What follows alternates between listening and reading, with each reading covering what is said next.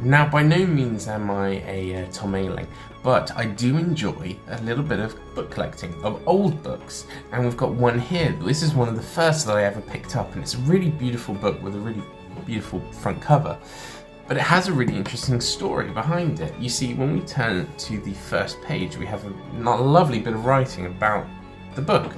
So this book is from 1928, so almost 100 years old. And it was a prize awarded to a student of Dame Alice Oman's girls' school in Islington. And it was given from the headmistress to one Betty Levlin. And from thereafter it has been handed down through various means to now fall into my hands. But the book itself is actually very interesting. It's called The Book of Saints and Heroes by Mrs. Lang, edited by Andrew Lang, who is most probably her husband.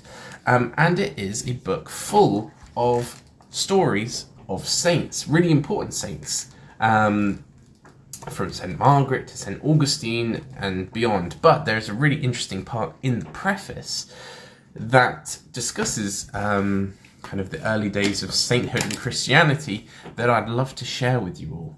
For it says, "Now when Christianity came first to be known to the Greeks and Romans, the Germans and Highlanders, they, believing in fairies and in all manner of birds and beasts that could talk, and in everything wonderful, told about their Christian teachers a number of fairy tales.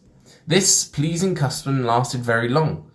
You see, in this book, what wonderful stories of beasts and birds who made friends with saints were told in Egypt about St. Anthony, and St. Jerome with his amiable lion, and St. Dorothea.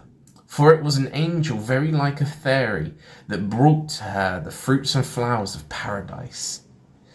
I think St. Columba's story, who first brought Christianity from Ireland to the Highlands, is the best of all, and it was written down in Latin by one of the people in his monastery not long after his death. Yet many of his anecdotes are not religious, but are just such tales as the Highlanders where he lived still tell and believe. Some of them are true, I dare say, and others, like the story of the magical stake given by the saint to the poor man, are not very probable.